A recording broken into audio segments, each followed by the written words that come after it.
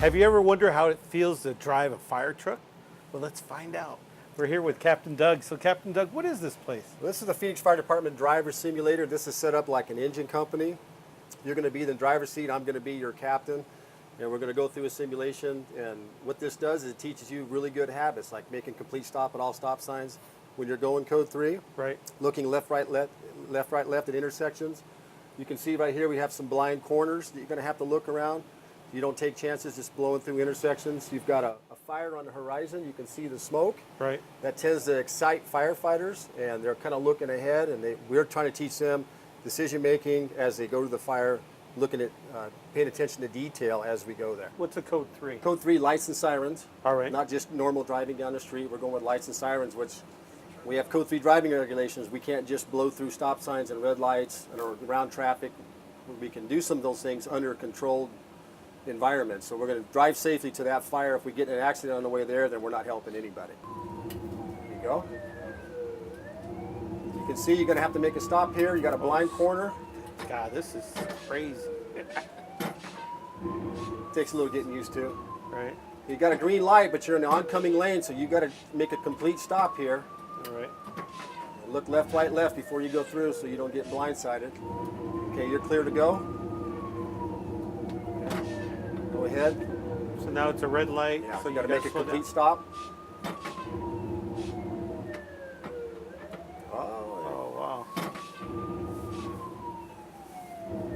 You know, Captain, it's really sad that people don't pull over for red lights, right? Yeah, it's a little frustrating sometimes. And then you have a blind spot here. This guy's blinded. Yeah, there you go. Good looking out on that. So you know what's incredible about this is that people really don't pull over when they hear the siren, right? That's correct. And then they stop in the middle of the road instead of pulling to a side. So it's so important. If your house was on fire, your loved ones were there, you would probably want the fire truck to be there as soon as possible, right? Fire doubles theoretically every minute. The fire doubles in volume. So if we're delayed by a minute, that fire has the potential to be double what it was if we were there a minute earlier. So this, like I said, you can see you had to make a decision at every intersection. Right. Blind corners, people aren't watching. And what you just saw is pretty typical what we see in the streets. People are either don't know the law or they don't hear you.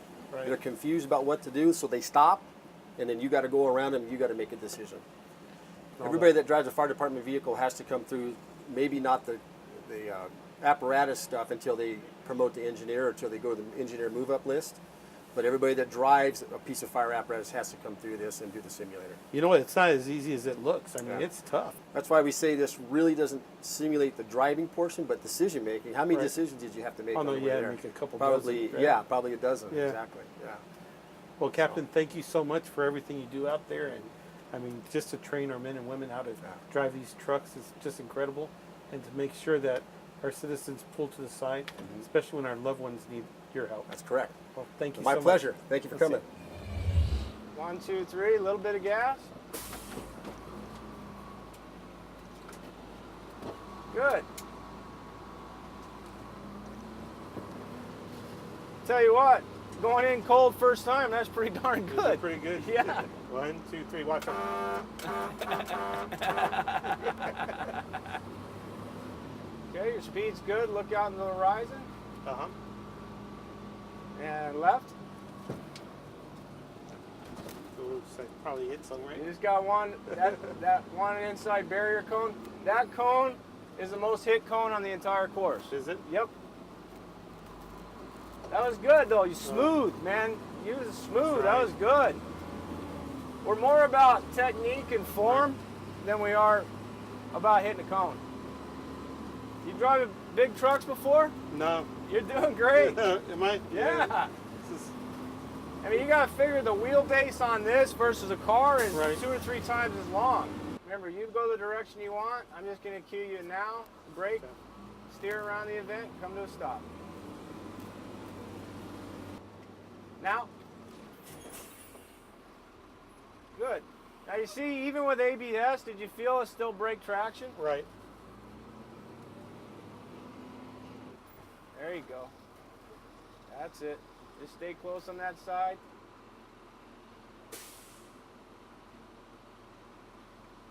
That's pretty darn good. Oh, great.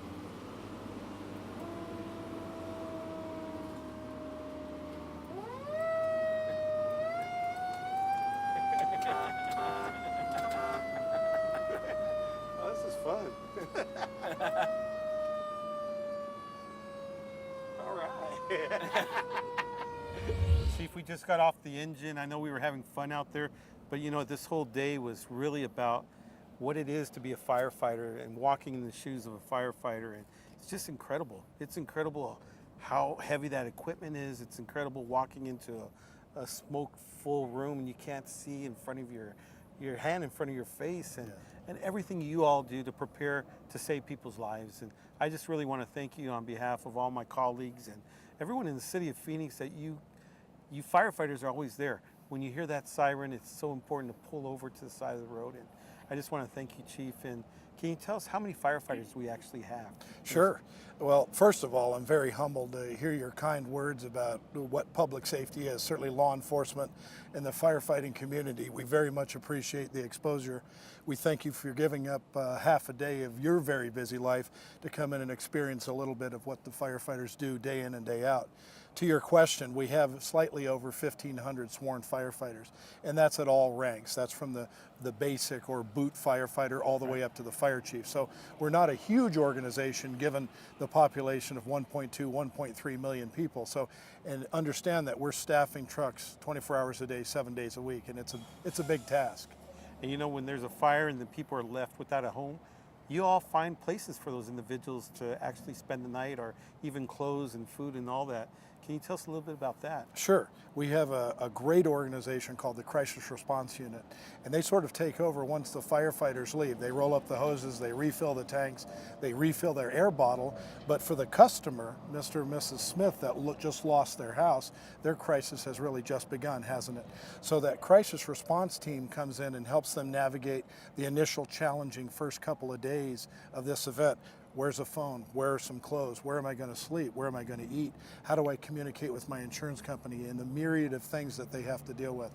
And that crisis response team, with their mostly volunteer force, are absolutely critical in that transition. You know, I feel so honored and so blessed that we have this training facility and we train our men and women. And you know what really, really sad is in September 11th, how many officers or how many firefighters do we actually lose? Sadly, back in the 9/11 tragedy in New York, we lost 343 firefighters, and another number, forgive me, I don't know the exact number, of Port Authority Police and NYPD. So it's been a very, very tragic loss, even though we're 12 years later. Well, over 300 firefighters lost in 9/11. Yes, sir. You know, it's all this training and everything that you guys do to save people's lives and actually protect your men and women that are in uniform. So once again, I want to thank you for everything you do in making sure that our men and women are safe and training the best firefighters in the country. So Well, God thank bless you, sir. you. Thank you, sir. And thank you for everything you do. Thanks for visiting. Remember, you can contact my office by phone, email me, and you can follow me on Twitter or like me on Facebook. We'll see you on the next Phoenix 2020, a clearer vision for the future of Phoenix.